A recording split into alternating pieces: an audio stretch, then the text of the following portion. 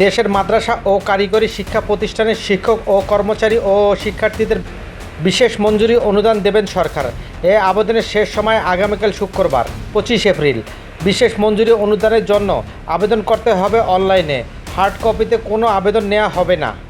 শিক্ষা মন্ত্রণালয় কারিগরি ও মাদ্রাসা শিক্ষা বিভাগের সময়সীমা বৃদ্ধি সংক্রান্ত বিজ্ঞপ্তিতে বলা হয়েছে, কারিগরি ও মাদ্রাসা শিক্ষা বিভাগের 2024-2025 অর্থ বছরের পরিচালনা বাজেট হতে কারিগরি ও মাদ্রাসা শিক্ষা বিভাগের আওতাধীন শিক্ষা প্রতিষ্ঠান, শিক্ষক কর্মচারী এবং শিক্ষার্থীদের বিশেষ বরাদ্দ প্রদানের নিমিত্ত অনলাইনে আবেদন গ্রহণের সময় অনিবার্য কারণবশত আগামী 25/4/2025 পর্যন্ত বৃদ্ধি করা হলো। ইতিপূর্বে প্রকাশিত বিজ্ঞপ্তির শর্তাবলী অপরিবর্তিত থাকবে।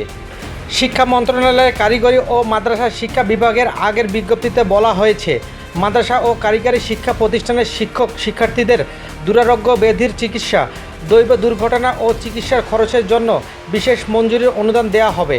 প্রতিবন্ধী, অসহায়, অসচ্ছল ও মেধাবী অনগ্রসর সম্প্রদায়ের শিক্ষক শিক্ষার্থীরা অনুদান পেতে অগ্রাধিকার পাবেন।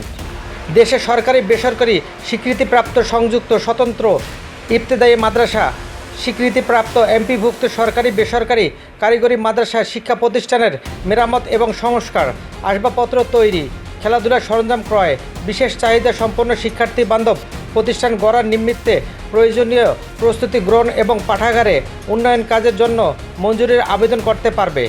শিক্ষা প্রতিষ্ঠান বাছাইয়ের ক্ষেত্রে অনগ্রসর এলাকায় অসচ্ছল শিক্ষা প্রতিষ্ঠানগুলো অথচ প্রতিষ্ঠানের লেখাপড়ার মান ভালো, এরূপ প্রতিষ্ঠানকে অগ্রাধিকার প্রদান করা হবে। দেশের সব সরকারি বেসরকারি স্বীকৃতিপ্রাপ্ত সংযুক্ত স্বতন্ত্র ইবতেদায়ী মাদ্রাসা ও স্বীকৃতিপ্রাপ্ত এমপিভুক্ত সরকারি বেসরকারি কারিগরি মাদ্রাসা শিক্ষা প্রতিষ্ঠানের শিক্ষক কর্মচারীরা তাদের জটিল ও ব্যয়বহুল রোগ এবং দুর্ঘটনার জন্য মঞ্জুরির আবেদন করতে পারবেন। মঞ্জুরি করা অনুদান প্রাপ্তির লক্ষ্যে আগ্রহী শিক্ষা প্রতিষ্ঠান, শিক্ষক কর্মচারী ও শিক্ষার্থীদের 1 মার্চ থেকে আগামী 25 এপ্রিলের মধ্যে কারিগরি ও মাদ্রাসা শিক্ষা বিভাগের ওয়েবসাইটে শিক্ষা প্রতিষ্ঠান শিক্ষার্থীদের আর্থিক ও শিক্ষক কর্মচারী অনুদানের আবেদন ফর্ম বাটনে ক্লিক করে থেকে অনলাইনে আবেদন দাখিল করতে হবে।